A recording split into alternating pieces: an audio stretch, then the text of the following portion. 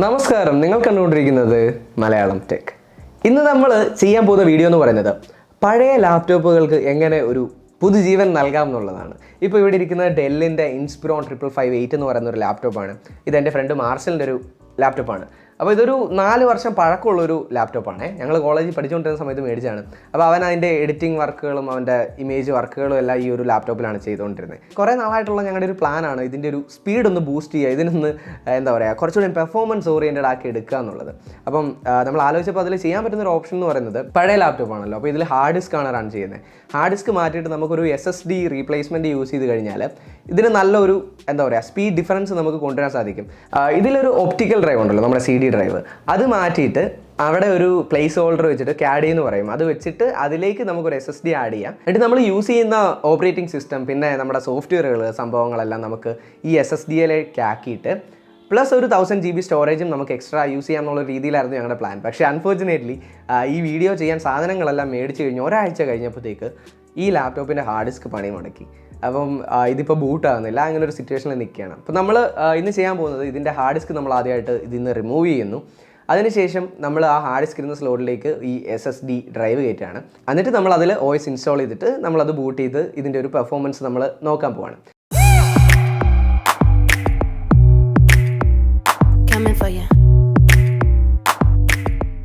അപ്പോൾ നമുക്ക് ആദ്യം തന്നെ ഈ ലാപ്ടോപ്പ് അഴിക്കാം, എന്നിട്ട് അതിൽ ഈ SSD ഇൻസ്റ്റാൾ ചെയ്യുന്നത് എങ്ങനെയാണെന്ന് നോക്കാം.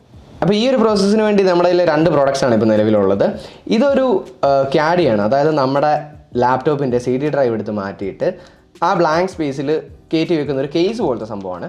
അതിപ്പോൾ നിലവിൽ ലാപ്ടോപ്പിൽ ഒരു ഹാർഡ് ഡിസ്ക് ഉണ്ടെങ്കിൽ നമുക്ക് എക്സ്ട്രാ SSD കയറ്റാൻ നേരത്താണ് ഈ ഒരു പർപ്പസ് നമ്മൾ ചൂസ് ചെയ്യുന്നത്. പക്ഷേ ഇപ്പോൾ നമ്മുടെ കേസിൽ നമ്മുടെ ലാപ്ടോപ്പിൻ്റെ ഹാർഡ് ഡിസ്ക് ഓൾറെഡി ഫെയിൽ ആയിരിക്കുകയാണ്. അപ്പം നിലവിലുള്ള ഹാർഡ് ഡിസ്ക് മാറ്റിയിട്ട് ഈ SSD ഡ്രൈവ് അതിലേക്ക് കയറ്റിയാൽ മതിയാവും. ഓക്കെ, അപ്പോൾ നമുക്ക് ആദ്യം ഈ പ്രോഡക്റ്റ് നോക്കാം. ഇത് സാംസങ്ങിൻ്റെ 500 GB SSD ആണ്. 860 EVO എന്ന് പറഞ്ഞ വേരിയൻ്റ് ആണ്. അപ്പോൾ സാറ്റ കണക്ഷനാണ് വരുന്നത്. 6 GB/s ആണ് ഇതിൻ്റെ സ്പീഡ് പറഞ്ഞിരിക്കുന്നത്. ഓക്കെ, അപ്പോൾ എന്തായാലും നമുക്ക് ഈ ബോക്സ് ഒന്ന് ഓപ്പൺ ചെയ്യാം. അതിന് മുമ്പ് ഇതിൻ്റെ പുറകിൽ വാറണ്ടി ഡീറ്റെയിൽസ് ഒക്കെ നൽകിയിട്ടുണ്ട്. 5 year ലിമിറ്റഡ് വാറണ്ടി എന്നാണ് എഴുതിയേക്കുന്നത്. നമ്മളിത് ആമസോണിൽ നിന്നാണ് ഈ പ്രോഡക്റ്റ് പർച്ചേസ് ചെയ്തത്. എന്തായാലും നമുക്ക് ഈ പ്രോഡക്റ്റ് ബോക്സ് ഓപ്പൺ ചെയ്യാം. എന്നിട്ട് നമ്മുടെ SSD യൂണിറ്റ് പുറത്തെടുക്കാം. ഒരു ക്വിക്ക് സ്റ്റാർട്ട് ഗൈഡ് പോലത്തെ ഒരു സംഭവമാണ്. ഓക്കെ, അതവിടെ ഇരിക്കട്ടെ. ഇനി നമ്മുടെ SSD യൂണിറ്റ് ഇതാണ്. വളരെ കോമ്പാക്റ്റ് ആയിട്ടുള്ളൊരു സംഭവമാണ് കേട്ടോ, ഇത്രേ ഉള്ളൂ. കണ്ടോ, വളരെ ലൈറ്റ് ആയിട്ടുള്ളൊരു സംഭവം, ഒട്ടും വെയിറ്റും ഇല്ല. ഓക്കെ, അപ്പോൾ നമുക്ക് എന്തായാലും ഇനി ലാപ്ടോപ്പിൻ്റെ ബാക്ക് കവർ റിമൂവ് ചെയ്യാം. എന്നിട്ട് നമുക്ക് ഈ പ്രോഡക്റ്റ് അതിൽ ഇൻസ്റ്റാൾ ചെയ്യാം. അപ്പോൾ ആദ്യമായിട്ട് നമ്മൾ ഈ സ്ക്രൂ രണ്ടുമാണ് റിമൂവ് ചെയ്യേണ്ടത്.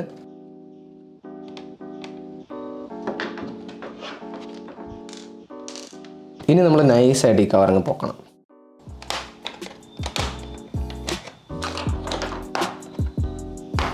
ഓക്കെ, അങ്ങനെ നമ്മളത് അഴിച്ചു.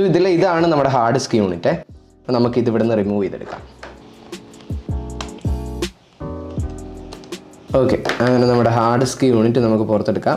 അതിന് മുമ്പ് ഇതിൻ്റെ ഈ കേബിൾ ഉണ്ടല്ലോ, അത് ഭയങ്കര ലൈറ്റായിട്ടുള്ള സംഭവം, അത് നൈസായിട്ടൊന്ന് റിമൂവ് ചെയ്യണം. അപ്പോൾ ഇതാണ് നമ്മുടെ അടിച്ചു പോയ ഹാർഡ് ഡിസ്ക്. അത് സാംസങ്ങിൻ്റെ തന്നെ ഹാർഡ് ഡിസ്ക്കാണ് ഇരിക്കുന്നത്. പിന്നെ ഇതിൻ്റെ ഒരു ട്രേ ഉണ്ടല്ലോ, ഈ ഹാർഡ് ഡിസ്ക് പ്ലേസ് ചെയ്തിരിക്കുന്ന ട്രേ, അത് നമ്മൾ ഇതേ നിന്ന് അഴിക്കണം. ഇതിപ്പോൾ പല ലാപ്ടോപ്പിനും പല രീതിയിലാണ് ഇൻസ്റ്റാളേഷൻ വരുന്നത്. അപ്പോൾ നിങ്ങൾക്ക് എന്തെങ്കിലും സംശയം ഉണ്ടെങ്കിൽ നിങ്ങൾക്ക് യൂട്യൂബിൽ തന്നെ സെർച്ച് ചെയ്യാം ഇതെങ്ങനെയാണ് നിങ്ങളുടെ ലാപ്ടോപ്പ് മോഡൽ വെച്ചിട്ട് അതിൻ്റെ ആ ഹാർഡ് ഡിസ്ക് ഇൻസ്റ്റാളേഷൻ എന്നുള്ള വീഡിയോ തപ്പിയാൽ മതി. അപ്പോൾ ആരെങ്കിലുമൊക്കെ വീഡിയോ ചെയ്തിട്ടുണ്ടായിരിക്കും. അപ്പോൾ അങ്ങനെ നിങ്ങൾക്ക് തപ്പിയെടുക്കാം. അപ്പോൾ നമുക്ക് ഈ കേസും കൂടി ഇതിൽ നിന്ന് റിമൂവ് ചെയ്യാം. എന്നിട്ട് ഇതിലേക്ക് നമുക്ക് നമ്മുടെ SSD പ്ലേസ് ചെയ്യാം.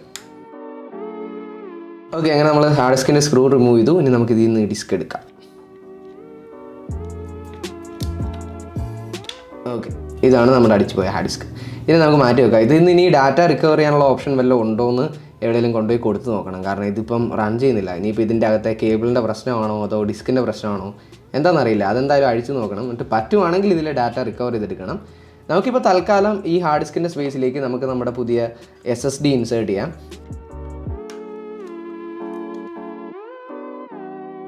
ഓക്കെ, അപ്പോൾ നമ്മൾ നമ്മുടെ SSD ട്രെയിൽ പ്ലേസ് ചെയ്തു. ഇനി ഇതിപ്പോൾ 500 GB-യുടെ 860 EVO എന്ന് പറയുന്ന വേരിയൻ്റ് ആണ്. ഇതുകൂടാതെ ധാരാളം SSD വേരിയൻറ്റ്സ് മാർക്കറ്റിൽ അവൈലബിൾ ആണ്. അപ്പം ഇതിൻ്റെ യൂസ് ചെയ്തിരിക്കുന്ന മെറ്റീരിയൽസും കാര്യങ്ങളും അനുസരിച്ച് ഇതിൻ്റെ റേറ്റും കാര്യങ്ങളൊക്കെ മാറി വരും. അപ്പോൾ നിങ്ങൾക്ക് വേണ്ട പെർഫോമൻസ് കിട്ടേണ്ടത് ഏതാണെന്ന് നോക്കി നിങ്ങൾക്ക് അതിൻ്റെ ബെഞ്ച് മാർക്ക് സ്കോറൊക്കെ നോക്കി മേടിക്കാവുന്നതേ ഉള്ളൂ. അപ്പോൾ നമ്മൾ ചൂസ് ചെയ്തേക്കുന്ന വേരിയൻറ്റ് 860 EVO എന്ന് പറയുന്ന വേരിയൻ്റ് ആണ്. ഓക്കെ, അപ്പോൾ നമുക്ക് അടുത്തതായിട്ട് ഈ സാധനം ഇതിലേക്ക് തിരിച്ച് കണക്ട് ചെയ്യാം.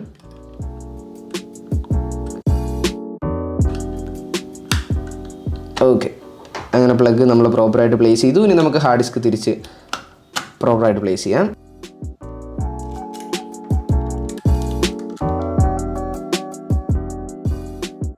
ഓക്കെ, അങ്ങനെ നമ്മുടെ SSD ഇൻസ്റ്റാളേഷൻ കഴിഞ്ഞു. ഇനി നമുക്ക് നമ്മുടെ കവർ തിരിച്ച് പ്ലേസ് ചെയ്യാം.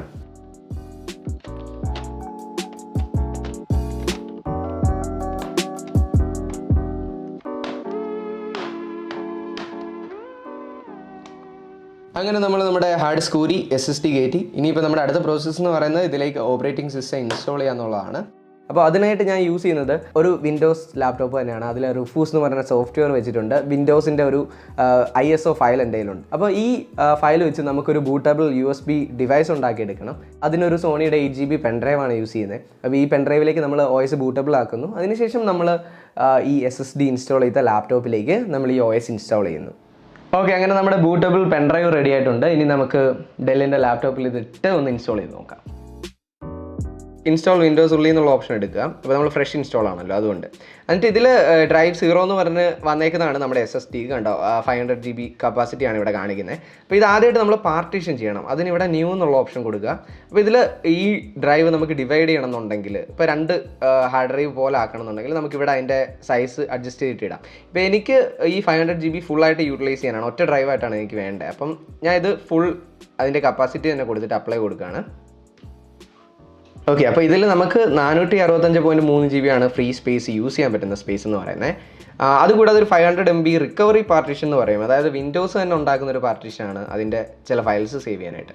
അപ്പോൾ നമ്മൾ അതിൽ ഡ്രൈവ് 0 പാർട്ടീഷൻ 2 എന്നുള്ള സെലക്ട് ചെയ്യുക, എന്നിട്ട് നെക്സ്റ്റ് കൊടുക്കുക. അപ്പോൾ വിൻഡോസിൻ്റെ ഫയൽസ് എല്ലാം ഇതിലേക്ക് കോപ്പി ആയി തുടങ്ങും. ഓക്കെ, എന്തായാലും ഈ പ്രോസസ്സ് കഴിയട്ടെ. എന്നിട്ട് നമുക്ക് ഡിവൈസ് ബൂട്ട് ചെയ്തിട്ട് വിൻഡോസൊക്കെ ഒന്ന് യൂസ് ചെയ്ത് നോക്കാം. ഓക്കെ, അങ്ങനെ നമ്മുടെ ലാപ്ടോപ്പ് ഇപ്പം ബൂട്ടായി വന്നിട്ടുണ്ട്. നമുക്കിതൊന്ന് റീസ്റ്റാർട്ട് ചെയ്ത് നോക്കാം ഇതിൻ്റെ പെർഫോമൻസ്. സാധാരണ ഒരു പഴയ ലാപ്ടോപ്പ് ഓൺ ആകുന്നതിൻ്റെ സ്പീഡ് നിങ്ങൾക്ക് അറിയാമല്ലോ. ഈ സംഭവം ഓൺ ആകുമ്പോഴത്തേക്ക് അതിൻ്റെ ഒരു ഡിഫറൻസ് നിങ്ങൾക്ക് കാണാൻ സാധിക്കും.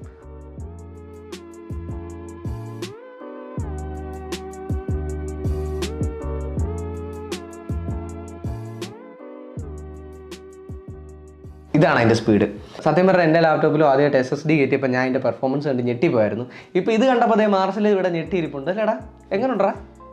ഞാനൊരു 5 മിനിറ്റ് വരെ കറങ്ങി നിന്നിട്ടുണ്ട് അല്ലേ?